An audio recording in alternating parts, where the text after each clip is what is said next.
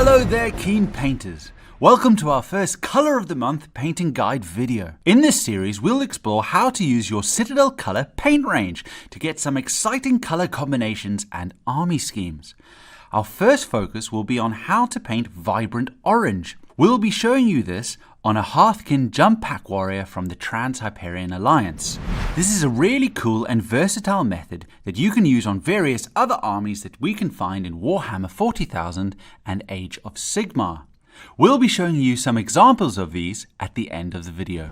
Now, the first thing that we'll need to do is undercoat our model, and for this scheme we'll be using Grey Seer.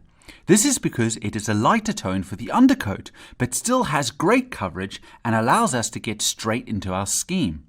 It'll keep the orange bright and reduce the amount of layers that we'll need to build up the base coverage. So, the first thing we'll need to do is get some Jakero orange onto our palette. Add a little bit of water into it until we have a nice milky-like consistency, so it runs nicely off our brush.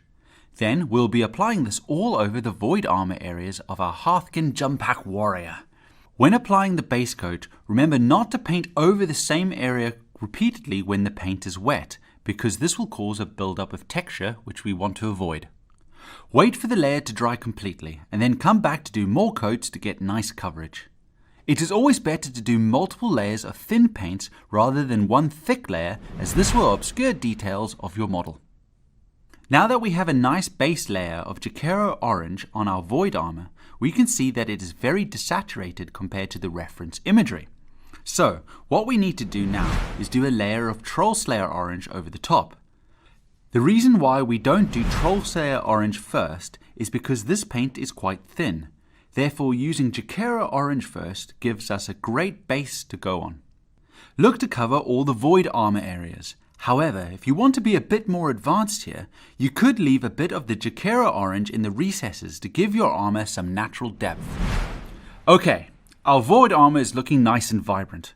What we need to do now is add more depth to it. To do this, we'll be using Contrast Magmadroth Flame and applying it straight from the pot and into the recesses. Take your time with this step, as it is worth it to be neat at this point. However, if you do make a mistake, that's completely okay. Just tidy back up with the previous steps. Being neat always helps to lift your models and really make them stand out on the gaming table or in the display cabinets. With that step complete, we can leave our void armor there. This is perfect for getting your models on the board and playing games. However, if you want, we can push our orange further by adding some highlights, so keep watching to find out more. We're now going to use a small layer brush to edge highlight the void armor with Ushabti Bone. Try and use the side of your brush here to pick out all the edges. This will help to keep your highlight lines nice and consistent. We're using Ushabti Bone because it's a great neutral highlight color that works well with orange.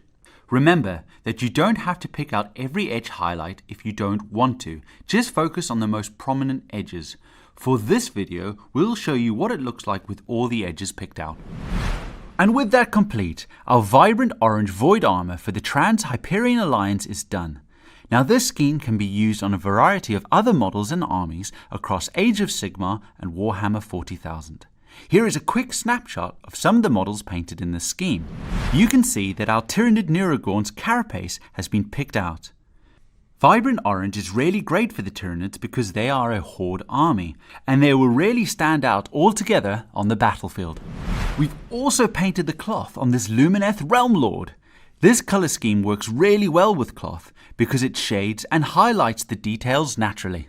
For more tutorials, tips and tricks, check out citadelcolor.com or go to your local Warhammer store where our amazing staff will be happy to help you.